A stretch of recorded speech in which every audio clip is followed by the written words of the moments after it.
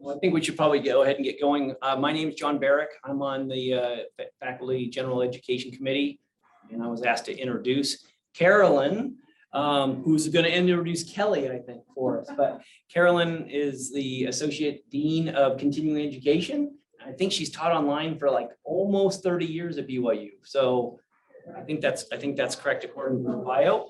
And then she said she brought an expert with her. I'm an expert about designing online courses, Kelli. So I'll turn the time over to you. So. Right. Kelli Ritter. She is one of our instructional designers, and we have invited her today to really talk about how to design the thought process that goes into designing a course, either fully online or hybrid blended. Awesome. Yeah, so I with BYU for about 6 years, BYU Online, and worked with instructors to develop courses. And we've developed some really great courses, and some courses we're still massaging. It all starts with knowing what your main objective is for the course, right? It's just so critical, and then how that carries on through the class. So I'm curious hearing you guys talk. I would love to know what your experience is with online teaching. Have you taught online before? And if you have, what classes have you taught? Or if you haven't taught online? And then my third component is, what do you hope to get out of this presentation? Okay, so I'm Lisa Johnson. I am teaching, that's my first official BYU online class spring term, which is Friday 16. I do a lot of the live remote that class during COVID, and I have taught hybrid business training classes. And when you say hybrid, what does that look like? We meet one day a week, and then they do online activities together. So during your meeting, you're doing the presentation, you're presenting the content. So we're gonna do things with it. Say the question again, I'm sorry. Yes. Have you taught online? I've been teaching remotely. So we have the students watch online presentations asynchronously, 45 minutes worth of those. In the last 30 minutes of class, we meet in line in small groups and in real time, and they discuss the material. That's what they had just seen and heard.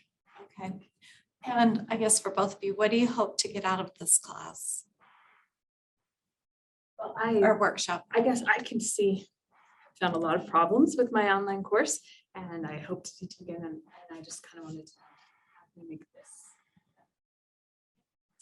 I love teaching remotely because I'm deaf and I have these cochlear implants, which don't really work very well in a big classroom. I teach big classes.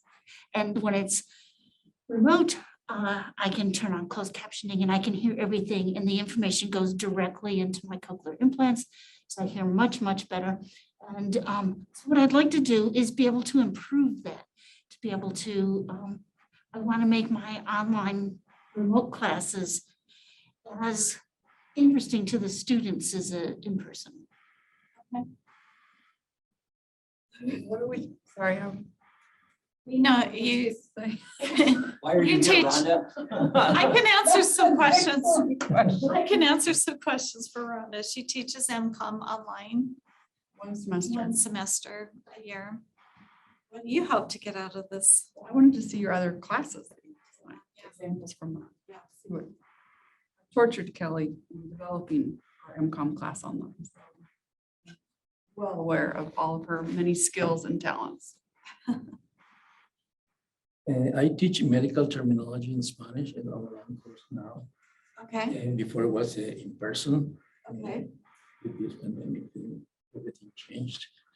One of the things that I had problems at first that the online office controls everything. You know, sometimes students wants to go ahead but you were opening every week, every chapter.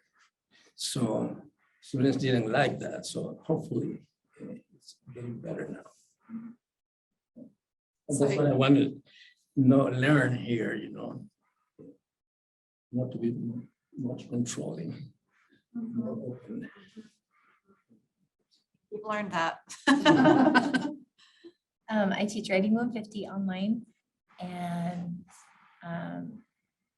what I was hoping to get was ideas about how to make the parts that are mine more mine. That probably sounds Put weird. your stamp on the class. Yeah, but the template you guys have made is super helpful and I love it. Like, I don't want to like erase it or not use it, but I would love to.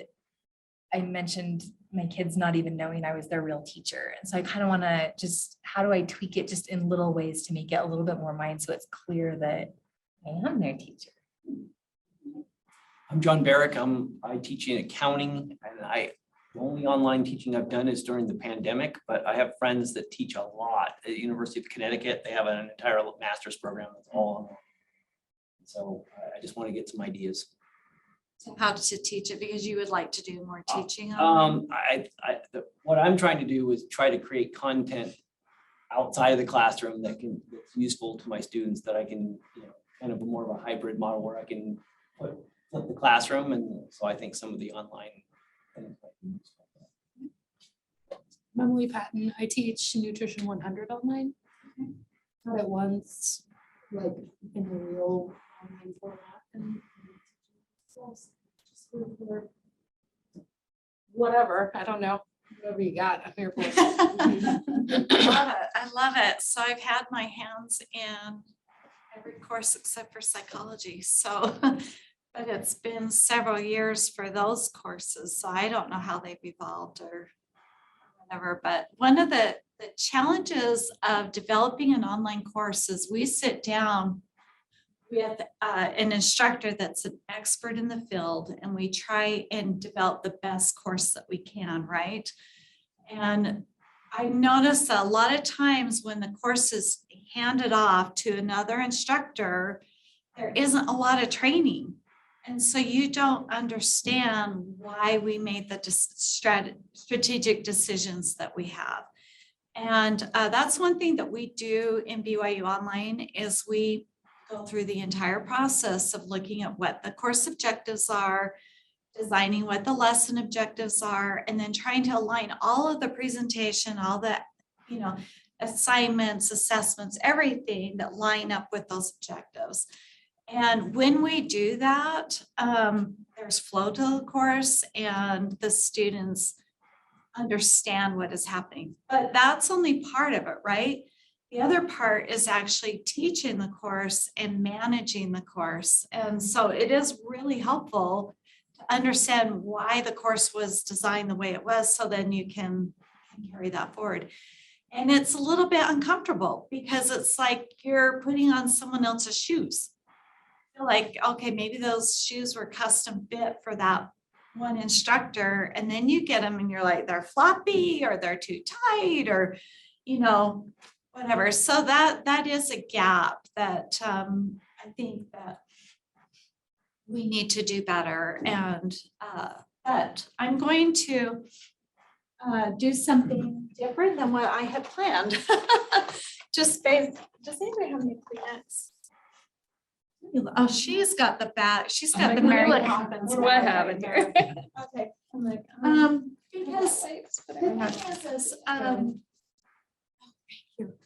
so let's talk about why do students need the different modalities, different kinds of the classroom, fully online, hybrid. Why do students need that? Why do universities want to go that way? Yeah, I know a lot of my students this spring term have full-time internships, and so they want to do a GE course over with, while in the evenings, but they have a full-time job at night. Time constraints, sure. I have a couple of kids who've told me they took the online class because they felt like it was a safer place to have discussions. Like they weren't as comfortable being in an on-person class, but online where you just get to like type your posts and or even make a video, but it wasn't like this real time. It like helped them manage their anxiety. We're getting tons of requests for online. I get this online. Students want it. They want that flexibility. Yeah, how many of your students, how many students that you get, do you think take an online course because they think will be easier than the face-to-face? Okay, I have some of those. Okay. That's a very real thing. One of Can the I add a things, comment though? yes, Kelly? uh-huh. Most of the kids who think it's gonna be easier drop after like a week or two. Because they When like, reality sets in. and they're like, oh, JK, this was not as easy as I thought it was gonna be. I like that, JK. Yeah, it's true. And our online courses should be just as rigorous as what the face-to-face course is.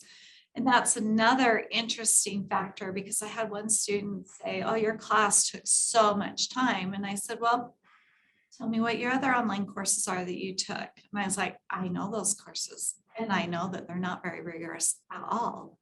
So that's a challenge that we have, is not all courses in the university are created equally as far as rigor, and especially writing courses, right? It just takes more time. So one of the things that I do is I set up the expectations right at the beginning, and I create a video and I said, look, you have to set aside between, this is for spring term, you have to set aside at least 12 to 18 hours a week. And if you can't do that, then you shouldn't be taking this course. And then I also met with each student one-on-one, set up online meetings and met with them. Hey, did you read through the syllabus? Did you understand it? Do you have any questions? And then I got no complaints through the rest of the course because they understood the rigor. Not only that, but it created presence in their mind because now they had met with me and talked with me on Zoom one-on-one. And then I'm just giving you some tips up front. The other thing that's absolutely vital is your weekly announcements, that you send out a weekly announcement.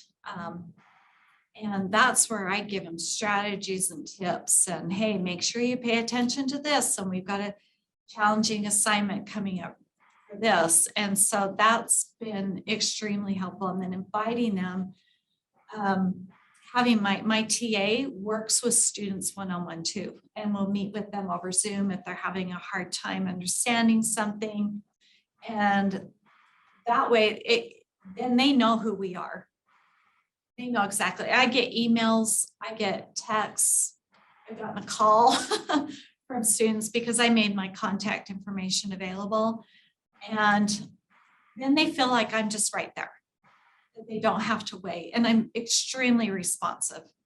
For like emails or texts, I respond within 24 hours, what I say, because, you know, you got to sleep at some point. You know, some days are just really busy. And then grading, I try to, you know, have a reasonable amount, but sometimes your TA doesn't like to follow that plan. So that's kind of a challenge. But anyways, so yeah, I've got to know some of my students. Now, some students don't reach out. And so you have no idea if they're struggling other than you see what their grades are. And so after an assignment due date, if I see students that haven't submitted, I'll reach out to them. Say, hey, I noticed you didn't submit this. And then I will have students contact me back and say, oh, I'm so sorry, I was, you know, late. Or some students never do reach out. And so, you know, part of that is on them. And they have to understand that online learning, you know, they have to show some initiative if they want some help and guidance, because you can't make them email you back. And so you have to be okay with that. But I've had greater percentages respond back just by the regular follow-up. And they know that you care. I'm not super strict on like you mentioned on late assignments. You know, if it's a reasonable reason that they didn't submit it in, I will give them extra time. And so anyways, I'm going to show you some of my courses so you can kind of see what I was going to show you the strategic objectives. Just really quick, you'll notice several of them line right up with online education. So I love that BYU wants to include more students, and in having courses online helps free up class spaces and allows us to enroll more students. The other thing I love that BYU is doing is they're accepting students that aren't the top, score, have the highest GPA.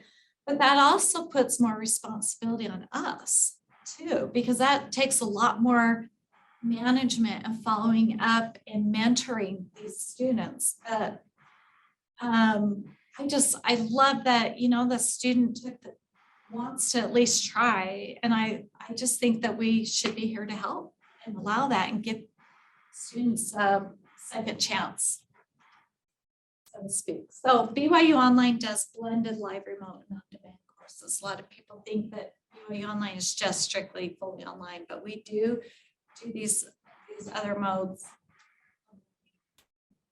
Okay. And I brought this Come Follow Me up because I love how the church thought, okay, how do we change the mode of learning? Even before COVID started, that was just so inspired. How do we turn this around? Because, we've all attended the Sunday school courses where the instructor's like, did you do your reading? Everybody's like looking down, maybe leaving the room, but now we just assume it. Just move on. But I feel like you get out of it what you put into it, which is awesome.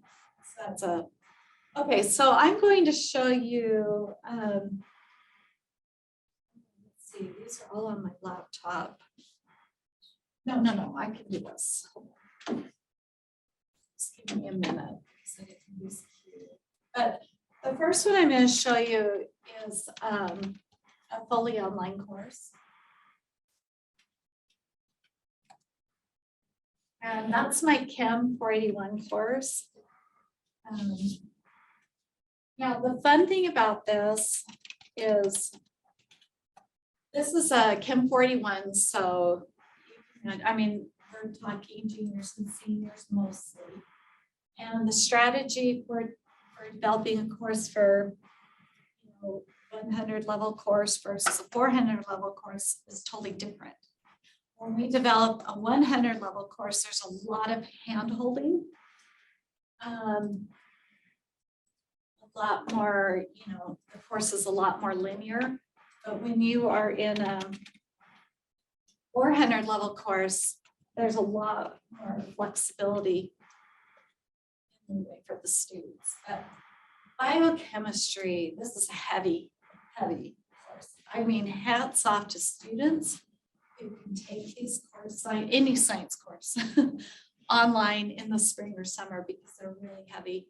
So I'm just going to show you the module view so I can explain the pedagogy of it first. But we needed to cover 2 lessons per week. And also with BYU Online, we need to have interaction. That's actually a best practice to creating engagement with the students, but it's also required by law that they have substantive and regular interactions. If we don't have that in our courses, then students cannot use federal funding to pay for that course. And you'll notice that Western Governors University was under the gun because the government was saying you don't have interactions in your course. Well, they were able to prove that they were, but so I'm begging you, if you teach an online course, do not get rid of the interactions. They have to be in there. And there's different ways to do interaction. If it's not working, then we rethink of another way that it will be engaging to the students. What counts as an interaction? What do you think counts as an interaction? the discussion boards, but do assignments count? My biggest thing is I feel like discussion boards are just so busy.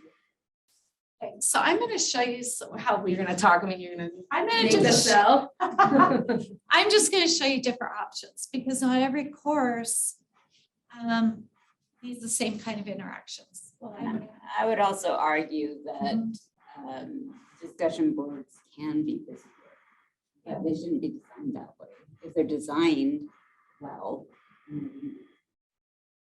So that's the thing is with developing an online course, if you know, John, you know, when you taught online, it's like to develop an online course takes a lot of time because you have to be extremely intentional about it. You cannot just plan the week before and then throw it up and teach it. You have to think about and plan the whole course and get online. And then you can focus on your interactions that you have with students. So as part of the process of developing the course, we intentionally design activities that will work for that course. So we're thinking of Chem 41, right? There's a lot of content that they have to memorize, really, that they have to learn about. But it's a course where it's they have to take what they've learned in all these other chemistry courses and then combine it, synthesize. And so there's a lot of critical thinking in this course. And, you know, that's one of the hardest things to teach is critical thinking. Like, and we just did. But anyway, so what we decided to do for the presentations, because it was just, he's used to getting up and giving, 45-minute, an hour lectures. And that's a lot for a student to watch online. Their attention span's gonna go right out the window. So what we did is we chunked it into topics. And so that's what all of these are. And they're just short. This one's actually 12 minutes. A lot of them are, let's see, let's go down. That one's 8 minutes. This one is 6 minutes. They all vary. But the thing is when they are wondering or they're struggling on a particular topic, they can go right back and watch that video again. They know where to find it. While to keep them engaged while they're watching this is we do have a worksheet. Now, the reason why we have a worksheet in this course is because they have to actually draw out the different proteins and the structures. And the actual writing helps you to memorize things, the hand to the brain actually helps you to remember it. So in this particular course, we do have a worksheet that they go through and while they're watching the presentations. Those are not graded in this course. Now, in a 100 level course, you bet it would be graded. But in this particular course, they have to do it if they want to do well on the exams. So they're highly motivated to do it. So then we're thinking, what's an organic way to include? Are they allowed to use those worksheets on their exams or it just helps them understand the helps them. material better? Okay. Yeah. So we're thinking, how do we get them to interact? What's a natural way to interact in a chemistry course? We don't want a discussion board because what does that mean? Having the typical, have you seen this in the world or whatever? It's just not, because they just have so much, they have cognitive overload anyways, right? So how do we help them? Well, in talking to the instructor, he said, you want students naturally get into study groups. They always do. They form their own study groups. So that's what we did. We set up study groups. So they are required to meet with their study group once a week. And we tell them they have to bring a question that they have, a problem to solve. And then the group helps each other answer those questions. In the meantime, or while they're thinking about that, they may come up with a strategy, that they've learned as a group. And then they take that and they put it in the group share. And this is for the whole class. So it is in a discussion board format. They don't have to respond to each other. It's just a place to share. And students are doing this. And in fact, on the surveys, they said it was a study group that helped them the most. So it flowed right along. It was natural to them, but it was, you know, it was a huge help. Is the study group synchronous? Um, Like they're like meeting over Zoom, or they just have like their own like It's up to them. chat space or whatever? Within Canvas, when you do separate students into groups, then they have their own environment where they can upload documents, share them, and chat with each other and so forth.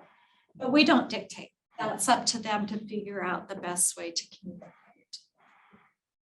Yeah. And that's, you know, when we got the survey results are like, oh, the study group helped us so much. You know, you do get cases where the groups are bad. But we're like, hey, let us know. We'll put you in with another group. And so anyways, it worked really well. So they do have a homework assignment too, where they, after they watch the presentation, fill out the worksheet, and they apply what they've learned again in the homework. And then so the complaint that he got, because he was teaching a face-to-face course at the same time as the online course, is the face-to-face course was complaining because the online course got the videos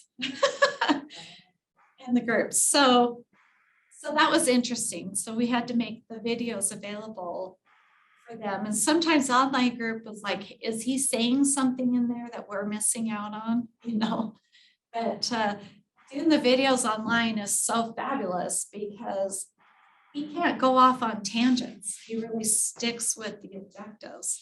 And so students can watch the videos over again, different speeds, and they're not missing, you know, any of the critical content. So what we are going to add for future iterations is he's going to do videos that show the critical thinking process to get from step A to step B. And so we're going to be adding that. And then so we're going to be adding some interactives because they have to memorize.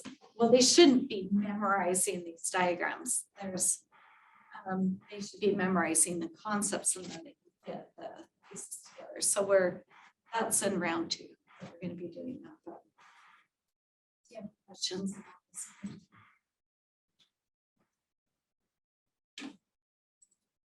So the next course I'm going to show you is EXDM 300.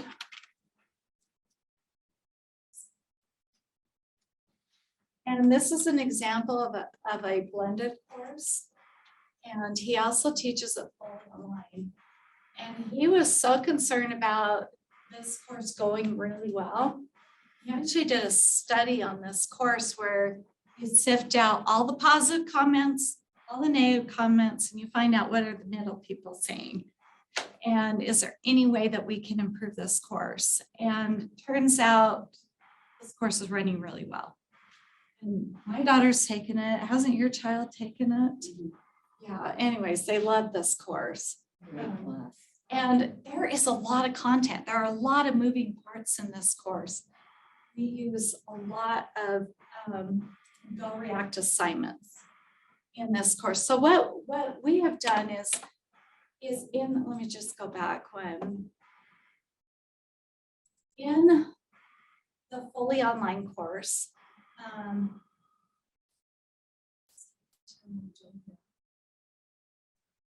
Look at how much stuff they have to do in 1 week. But we heard this is not busy work. They actually really enjoy it, but it's just short little chunks for them to participate in surveys. We have surveys in here that are tied to Microsoft forms where they fill out, and then they can see how they compare with other people in the class, but still be anonymous. But it's just short assignments to help them learn the concepts that they're teaching. It's a lot of positive psychology. And one of the questions I asked the instructor is, how do you want students to feel while they're taking this course? And so then we try to design everything around it, everything from the color schemes to the fonts to the activities to you know, so students can feel that certain emotion. And in the pilot survey of this course, we had several students say, this course makes me feel happy. And we're like, yes, that's exactly what we wanted. So what we were going for. So anyways, again, we chunk it with the presentations and we do, we pull out outside sources. I'm not a fan of creating a course based specifically on a textbook because textbooks change all the time. And why are students taking a course at BYU if we're going to teach a McGraw-Hill textbook?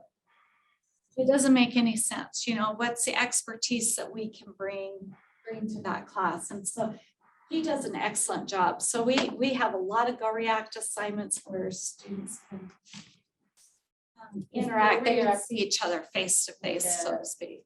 It's just a little, it's a video. It's a video, so they can go on and click on start recording and they can record themselves speaking. They can do group presentations, and then they can also respond to each other's by video or by text. Was that the interaction Well, I mean, through video? some of that, yeah, when we required a response, and that would count as an interaction. They can answer questions about the presentation also. Yeah. Uh-huh. Yeah, exactly. So it's a really good tool to get interaction, and then they can see each other face to face. It's not just a discussion board where they're, you see their name but not them. Kelli, can I talk about that? One of the big problems in writing classes, if you don't know who the person is, you're really harsh when you give feedback. Yeah. So one of the biggest things I've noticed is that by doing all the discussions, even when they complain or like, oh, this is busy work, I hate it, they actually know who their classmates are, and they are much better at giving feedback because they think about a real person instead of just this name on the screen, and I'm just gonna rip you a new one. So one of the things you could think about for writing 150 is doing a Go React where they give verbal feedback to each other's papers and talk it through. That's a whole other level of thinking when they have to speak it rather than just typing it, the feedback. So, hey, Brian, speaking of which, we're just, this is Brian Hill. He's the one I work with. This is his class. We just barely got to him. So would you like to talk about the difference between your face-to-face and the blended? So what do you do in your blended section? when you meet together? So when we moved this from face-to-face to blended, we took all the learning activities, the discussions, the applications, and moved those into one class meeting. Instead of meeting twice a week, we meet once a week, and they watch the lectures online.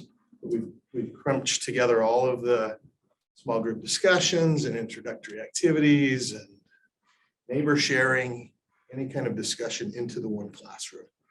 So the face-to-face class. Does that answer? Yeah, and he also does activities too, like Face the Cookie. You do that in class? Yeah. Yeah, because on the online, we actually videoed students doing that activity, and then they had to, try it out with a roommate or a friend and video themselves doing that. So one of the examples is we do improv games when we're talking about creativity and design thinking. And so we all play these improv games at the beginning of class in the blended version for 5 to 10 minutes. But we encourage the students in the online version to do it with other people. We show them how, and then we have them do it. Which is really fun to see videos of them doing this stuff with their roommates and family home union groups sometimes. So that's been really fun. So how do you feel like it's working? I did a survey of the students, because I really worried that we had students who really wished they were in the full face-to-face. So I gave them different categories. I said, would you rather have a class that is totally online, never meets, one that only meets together and there's no really online component, or one that meets once a week and does some lecture and some activities, or once a week and does just activities and all the lectures are online. And the two middle options were the most popular by far. Students, there were only maybe 15% of the students who wished for a complete face-to-face course. So they were pretty happy with the hybrid, and the way we were doing it was the preferred among all the options. So I was really happy to see that there was data to sort of support what we tried, which was really because of you, Kelly, and other people at BYU Online who convinced me we should try the hybrid instead of just going back to face-to-face. It's a great, but again, you have to be very intentional. I've seen feedback from instructors that say, oh, hybrid doesn't work. It's terrible. Online was terrible. We put our course online during COVID and it was terrible.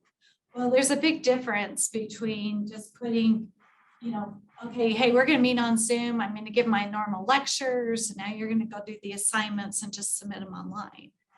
There's a huge difference between that and intentionally designing a course to be online and intentionally designing activities that are appropriate for that, actions that are appropriate for that course. Like I said, there's a lot of Go React assignments in this course, and which I think has been really key. So, do you guys have any other questions? You've got Brian right here, so. I have a question on that. The Go React, then are you requiring students to like watch a certain number of videos and do something? We're not. We tried that for a semester, and what we ended up doing is getting really tripped up that students might wait to the very last second to, and it would have been really complex. We have like 600 students, to have students videotape themselves and then have somebody else watch it. And we were really getting tripped up by the students not having access to the ones to watch in a timely way. We could have maybe had dual due dates and maybe worked it out, but really it's the idea of somebody expressing themselves. I think that's more important than getting feedback on it, because in this class, it's more about expressing life experiences and some thinking. It's not technical in the sense of what they're sharing back. Go React is hard with groups because you can't set groups in Go React. You can't set groups in discussion boards. So In Writing 150, Lisa, we assigned 2 students to be moderators that week. And as student moderators, their job is to post like right away and then to make sure that they respond to about half of the students each, because it's a 20-kid class, right? And so they have to respond to about half of them each. And that way, when I have a student who gets on and the question is like, so what advice are you going to take from the response? They have a guarantee at least one person is going to have responded to them to work with that. So do you guys still, as instructors, meet with the students often? In mine, the first couple times I taught it, we had 2 live classes that we still put videos up for kids who couldn't make it and stuff. And then last semester, they upped it to 3. That they wanted us to do 3 live classes. 3 live classes. Like on Zoom, the kids can come. If they can't come, they can watch the video, but there's like an assignment where we send out a when is good, and they tell us, and then you pick the time the most students can come. And So what do you cover during those live sessions? There's 1 during the op-ed paper and then 2 during the conference paper. So for me, usually with the op-ed paper, I talk about brainstorming topics and like how to find what you want to write about. In the research conference paper, we talk more about like, how do I write a paragraph incorporating sources, or usually depending on the emails and the questions I'm getting, that tends to be what I pick as my topic. Okay, so you have them send you emails with questions beforehand? Not deliberately on purpose, but it always happens.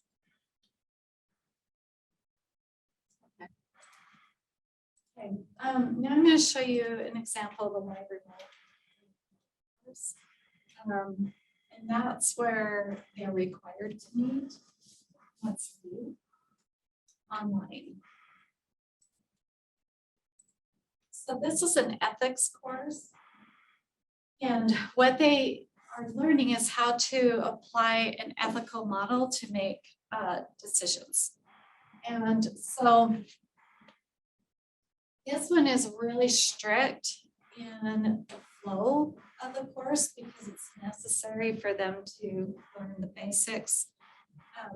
So what they do is they have a summary where they have to go through the readings and write a summary of their readings first, so that they have read about these ethical models. And then they go on to the presentation, and again, this is in quiz mode. The reason why we did it in quiz mode is because she asks questions every now and then. Students can answer those questions within the quiz, and then it will grade them. It will assign a grade. So again, you'll notice that there's a lot of chunking that's happened. You'll notice right here, there's transcripts for each one. That's another thing that we focus on BYU Online is accessibility and copyright. So then they have questions to answer.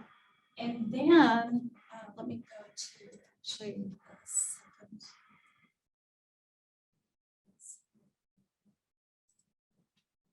Then they get an opportunity to apply those models in a decision tree.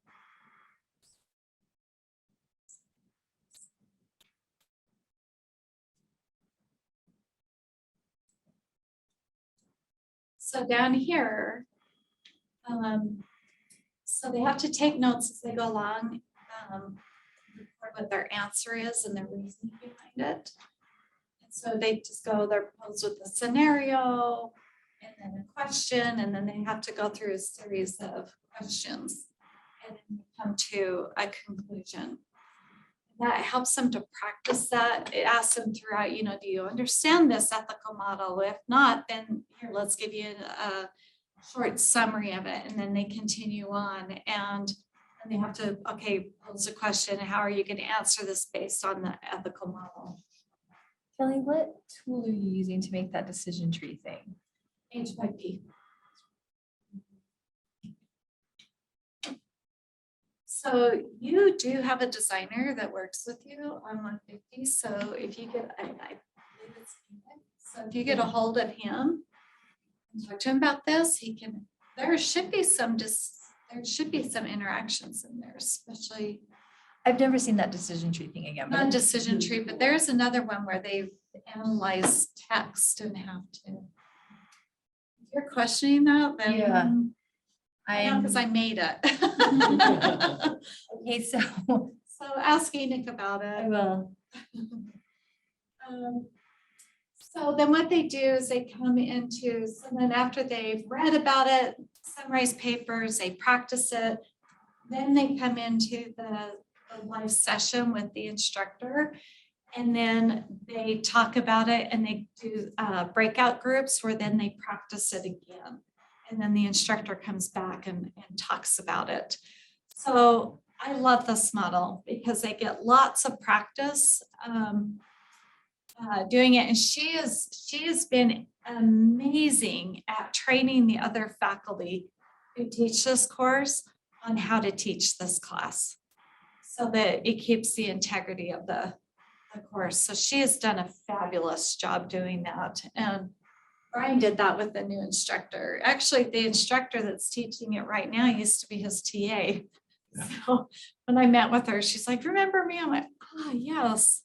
So anyways, made that connection. So she's been through it, and she did have a couple of questions, and I explained the reasoning behind why we did some things. She's like, oh, okay, now I get it. So it turned out to be a really great experience. So these are ways that you notice that there's no like traditional discussion boards in any of these courses because we want the interactions to be really natural.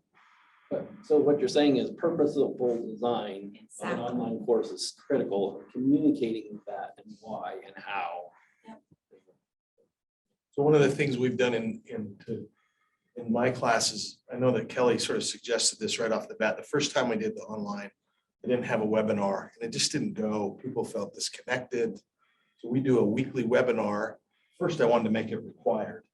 But then students are like, well, this is why I took this class, was so I didn't have to have a time when I had to do it. So I still do it every week, but maybe only a third of the students are showing up. But we can do breakout rooms there where they can do small group discussions, which works really great. And then the students who aren't there, I say, you still have to watch this. Then you form your own discussion group because these are topics they don't really have to be with class members with. evening groups, roommates, family members, and then they can discuss the things that they're sort of assigned in that webinar. That model right there has worked so well in so many of my courses. That if they can't attend the webinar, then you post a recording of it and then they participate in a discussion board. But the question, the main question that you ask in the webinar is the question that we ask for the discussion board, so that they're responding to the same thing. I don't know if that's exactly what we do in USTM, but in the other courses, that's what. It's very, at least similar, and it does work pretty well. Now, I do have an instructor that pulls in 2/3 of his course and more in every single one of his webinars. Well, number one, he doesn't have 600 people in his course. He is extremely dynamic. That's the only course where we have really long presentations. And some of the students complain that there aren't more. They're like, it's like listening to a TED Talk and we want more. Like, I couldn't believe that because it broke every rule. I mean, some of these presentations were 45 minutes, but we also asked them, what are the, are we done? No, sorry.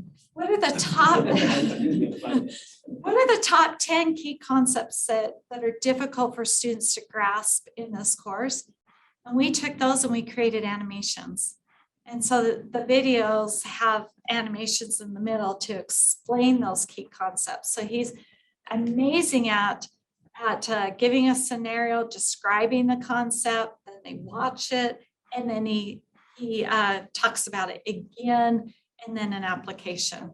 I noticed that pattern in his presentations. It was like, okay, well, no wonder, So, but not every instructor can do that. You have to really consider your personality. And if you're going to do something that's totally, uncomfortable for you, guess what? The students are probably going to feel that too. So maybe there's another way that you still get that across. Maybe have someone else do that presentation. And if you are an instructor that thrives, like you have that psychological need to present in front of people because of what you get from students, that's hard to teach an online course if you have that kind of a personality, to be quite honest. You have to really be interested in the student experience and what is best for them. And then you design a course based on what is best for the student, not what's best for you. That's the biggest difference. Sometimes that's a huge hurdle to get instructors to talk about it, because they're like, oh, I'm great at presenting. This course will go fabulous. It's like, well, that's only a little bit of it. So do you guys have any questions? I've gone through a lot. I hope you've gotten some ideas of what you can do better. But you both have instructional designers that you can work with, and don't be afraid to come back and ask questions, or even if you've seen something up here that you would like to do, bring that up and say, hey, I would like to do this. And, or even, talk about what the problems are, the challenges that you're having, because, we can try something and maybe it doesn't work. So then you fine tune it and maybe take a different approach to make it better. And we're not talking about MCOM. Stop looking at me, Rhonda. I'm not in the room. It's a whole nother challenge. So anyways, any other questions that you guys have? So I've been trying to encourage students to sign up for individual student conferences. Or half the class will just be like, no, just give me some money. Like, they don't want to meet. That's the best interaction is together and we look at the draft. So you have to make it worth points. Yeah, it's an assignment in 150. That's the thing with, Have to make it. that's the thing with online. Students will take, they're like water, the path of least resistance. And so, and you have to think about what it is you want from them. If like the responses that you're getting are not what you're looking for, well, then you need to rethink it. But particularly in the lower level courses or in writing, you have to make a required points to it. Those points, they will do it. So I'm a little bit concerned about the requirement to meet 3 times a week. Not 3 times a week, 3 times during the semester. Semester, okay. That's 3 good to times know. in the full semester. Okay, which makes sense because students are so tripped up on those op-eds. Mhm. That assignment. So, is there anything that you would love to share with the group that you found has worked well for you or? I normally meet with my students on Mondays and explain them what we're going to talk about for that week. And they have to turn it on Saturday. It's for that chapter. Mhm. But at least I meet with them. Okay. Just one. Yeah, and be very consistent on your due dates Yeah, because ours are always Wednesday and Saturday. they have So to we be have to do every- consistent. Because I even me, if it goes off, you're like, huh, what? Now you want me to turn it in on Tuesday? Or, you know, it's just too much. Tuesday, to Saturday, in my class at least. Online change. So online, you have to think about, because in face-to-face, you think about, feel free to leave, yeah. You have to think about 3 different sessions that you have during the week. And online, you have to change that thinking to, they have all week to do it. So as much as you can make a, unless you have like an interaction requirement, that's why you have a Wednesday for their first response. And then they have till Saturday to give feedback. But anyways, I can talk to you more about it. I think the other thing that's really helpful is focus groups. You can do that with online Yeah. students too. I mean, I did it with my live. I taught a new course last year, but I brought in my new TAs.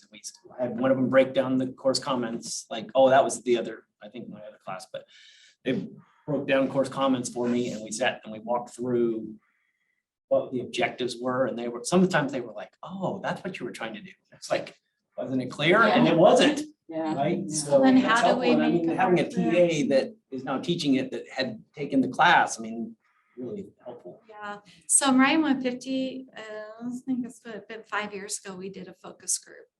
And it was interesting, we had one student said, I never knew there was presentation content. And I was like, do you feel like that, so I'm going out on a limb here, but do you feel like you learned this stuff so well in high school? And he goes, oh yeah. I had an English teacher that just drilled. So he just opened the assignment. If he can do it, he did it. If not, then he would search out how to do it. And he was getting an A in the course. Never knew there was presentation content in the course. Didn't watch one video. Thank you so much. Yeah.